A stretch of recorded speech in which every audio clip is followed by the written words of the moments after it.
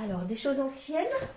Oui. Quel genre de choses anciennes? Un voyage que j'ai fait qui est tout à fait extraordinaire, alors que j'avais entre 6 et 7 ans. Je n'avais pas encore 7 ans, c'était en 1939. Et donc, vous voyez que j'ai 92 ans. Mais les souvenirs de ce jour sont absolument comme si je les avais vécus hier. Je les ai toujours gardés pour vous les apporter. Pourquoi nous raconter Pourquoi est-ce que vous voulez nous raconter cette histoire? Parce que c'est quelque chose qui imprègne une vie complètement et qui donne aux autres, je pense, qui l'écoutent. Ça m'est arrivé plusieurs fois, dans plusieurs circonstances où on m'a demandé de parler de ce voyage. Et tous ceux qui ont écouté ont gardé ce souvenir et très souvent on m'en reparle. Alors, en fait, je vais te reposer cette question-là parce que comme on n'entendra pas ma question, il faut que ce soit une phrase qui soit construite intégralement. Donc j'aimerais parler de ce voyage, tu vois, que tu démarres toi-même en disant pourquoi tu aimerais et que on n'ait pas nécessité de mettre la question. Ah oui, d'accord. C'est bon? Bon. Donc, du coup, pourquoi vouloir raconter ce voyage? J'aimerais parler de ce voyage parce que vraiment, chaque fois que j'en ai parlé, que j'ai témoigné à d'autres personnes, quand on me l'a demandé, je sais que j'ai apporté quelque chose qu'ils n'ont jamais oublié non plus. Et quand on me voit, on me rencontre, on m'en parle souvent. Et on me demande toujours les mêmes explications, mais c'est avec joie que je les donne. Très bien. J'entends ce tch, tch, tch, tch. Ah, c'est qu'elle lit dans sa tête sa voix basse, c'est ça? J'arrêtais pas de faire ça depuis là. En fait, je croyais que c'était Jude qui lui parlait. Ok. Jules, il a failli se faire engueuler. Jude, il a fait? Il a failli se faire engueuler. Ouais, c'est ça. Du coup, attends, c'était pour être sûr qu'on n'ait pas de chuchotement de son derrière. Compris. C'est quoi ce voyage? Ce voyage, voilà. Donc j'ai dit, j'avais environ 7 ans. Je ne les avais pas encore. Et donc, une petite fille, dans une famille aisée, fille unique, entourée de parents aimants, et toujours très inquiet parce que j'avais une santé des voix fragile. Et donc, il se trouve que un soir, je suis un peu malade, et comme le docteur était un ami de la famille, il passe à la maison. Et il dit à mes parents, non, c'est rien, tout va aller bien. Et je reste, donc maman me prend dans son lit avec elle, et elle me dit, là, si ça va pas, tu me le dis. Tout va très bien. J'ai aucun souvenir de la nuit passée, il n'y avait plus de problème sans doute. Et le lendemain matin, je vois mes parents se lèvent et je reste dans leur lit. Et là, je dormais et je suis réveillée. Par une drôle de sensation, je sors de mon corps. Je sens que je sors et je m'élève au-dessus de mon corps. Je monte. Je trouve ça très drôle. Mais je ne dis rien. Et j'arrive au plafond. Arrivé au plafond, je vois toujours la petite fille qui dort en bas. Alors ça, je trouve ça drôle. À 7 ans, ça peut amuser. Là, il y a quelque chose qui me fait me diriger plus encore vers un endroit de la chambre, et je suis happée par une force extraordinaire, et à toute vitesse. Mais alors évidemment, moi je n'avais jamais entendu parler des super vitesses, etc., et des choses effusées, et tout ça, ça n'existait pas. Hein. Donc, je vois, ça va très vite, très très vite, et je vois des lumières le long de ma route, puis je vois une lumière au fond d'un tunnel, engouffré à toute vitesse. J'arrive et je vois une lumière. Ah, et cette lumière est chaude, cette lumière est intense, et elle dégage un amour. Elle est faite d'or, l'arc-en-ciel, nuages, poussière d'or, oui, aussi, avec le soleil à travers. Et derrière cette lumière, il y a un être, je le sens, je le sais, et j'avance vers cet être de lumière, ce souverain. Et j'avance, émerveillée. Et je me dis, mais pourquoi on m'a jamais dit ça? Mais mes parents m'en ont pas parlé. Mes parents m'ont parlé, je sais qu'il est suprême cet être.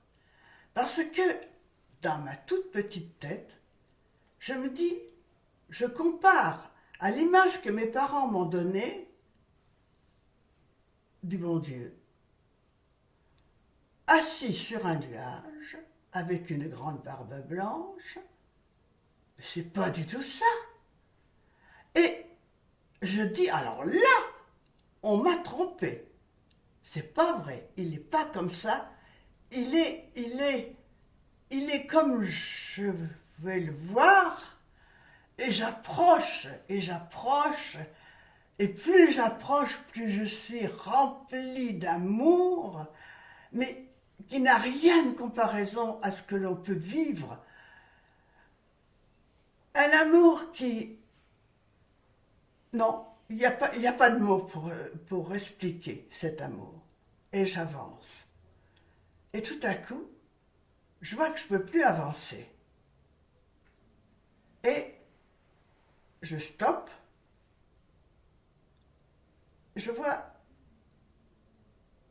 que là, si j'avance plus, je suis dans des nuages, et ces nuages, si je les passe, et que je veux retrouver, parce que la lumière, l'être suprême s'est éloigné, si je repasse, je sais que c'est un non-retour. Je reste plantée là, et j'entends. Elle doit retourner. Alors là, deux êtres en esprit que je ne vois pas. Ils sont comme moi en fin de compte. En esprit, je ne peux pas les voir, ils ne me parlent pas. Ils s'approchent de moi et me font reculer. J'ai imaginé que c'était des anges, deux anges, qui me faisaient reculer jusqu'à l'entrée du tunnel. Mais j'étais beaucoup moins gaie. Mais néanmoins, je savais que là, j'avais des choses, j'apprenais des choses sur le monde, sur toutes sortes de choses. J'étais moi, petite, mais j'étais grande. je savais. Quoi? Mais il a fallu que je parte par où j'étais venue. Le tunnel, je suis repassée par le tunnel, beaucoup moins vite quand même. Moins vite. Je ne sais pas le temps que ça a pris, je ne sais pas. Je suis revenue au plafond de ma chambre. Tiens, et j'ai vu la petite fille dans le lit qui n'avait pas bougé. Alors, je ne sais pas du tout le temps où elle était absente. Puis, les deux êtres d'esprit, ces deux esprits des anges, je pense, qui m'ont poussé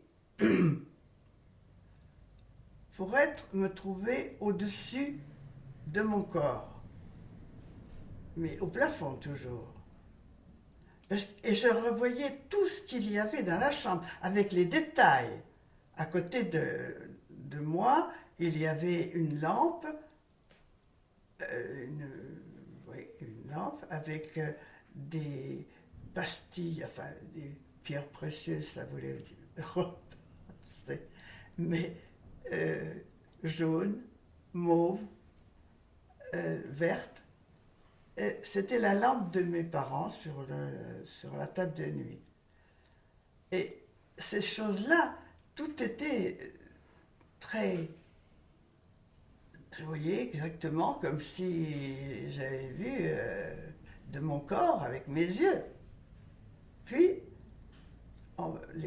les deux esprits m'ont dit, il faut que tu descendes au-dessus de ton corps. Donc je suis descendue. Et là, ah ben, il fallait rentrer dans mon corps. Mais moi j'ai dit ça, non, non, non, non, non. Je ne rentrerai pas dans mon corps. C'est tellement beau. Je veux retourner là-bas et je veux vraiment...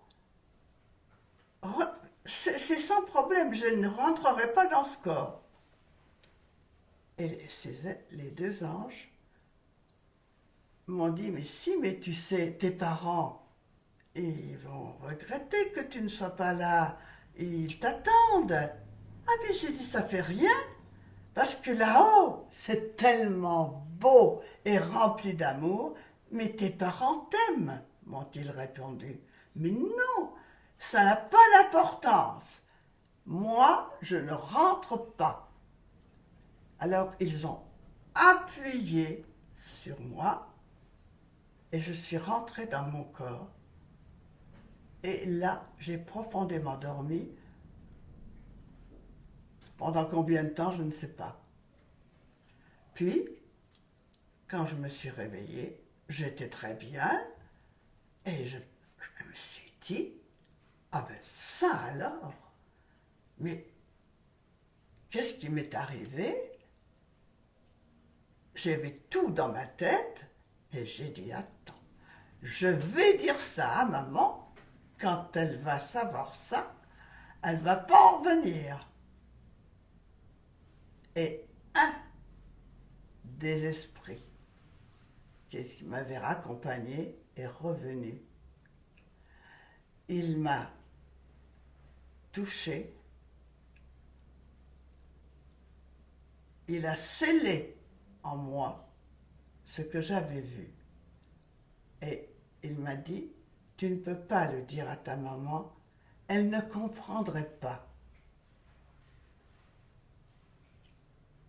Et là, je suis restée comme ça, parce que je me suis dit, tiens, mais tout s'est arrêté là. Et pendant des années, j'ai gardé le secret sans m'en souvenir vraiment.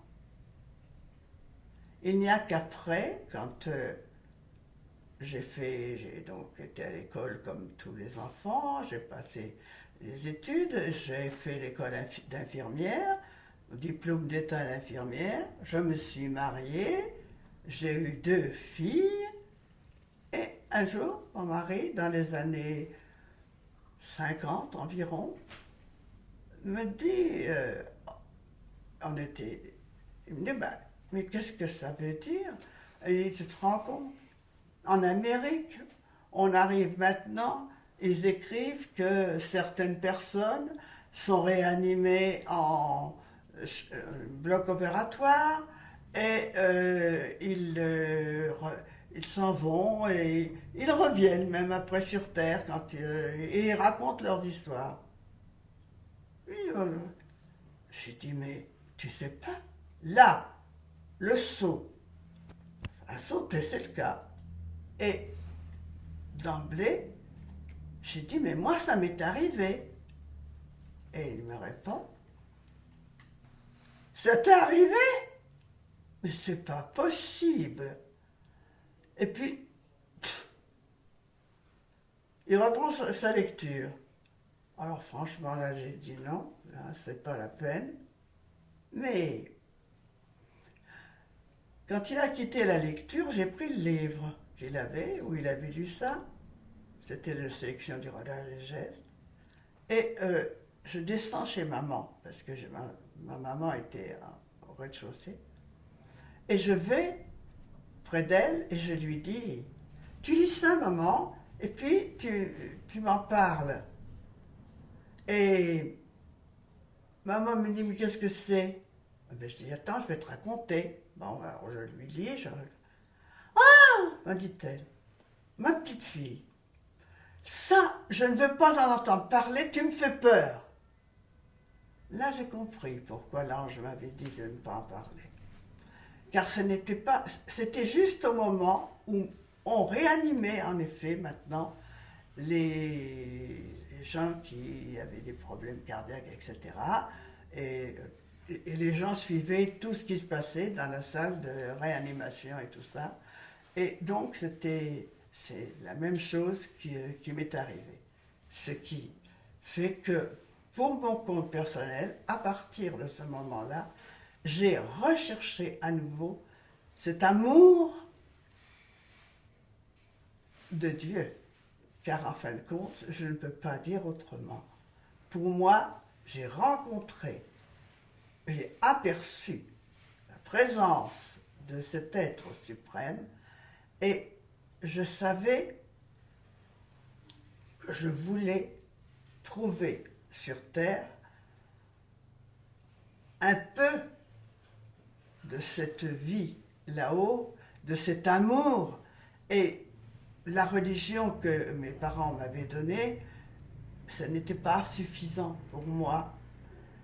Donc j'ai cherché et j'ai trouvé. Car il est bien écrit que celui qui cherche trouve. Donc, à ce moment-là, sur la ville de Bourges, où j'habite, le plein évangile est arrivé. Donc c'était en mai 68, prêché un jeune pasteur, Jackie Alépian, m'a apporté à ce moment-là des prospectus. C'est maman qui l'a gardé, qui l'a mis dans sa poche, et avec papa, ils sont allés écouter le plein évangile. Et papa, qui n'était pas facile, point de vue chrétien et tout ça, papa me dit, tu sais, ils ont la lumière, ils ont la vérité. Ça m'a beaucoup touché, ce que ce pasteur a dit. Tu ferais bien d'y aller à ces réunions.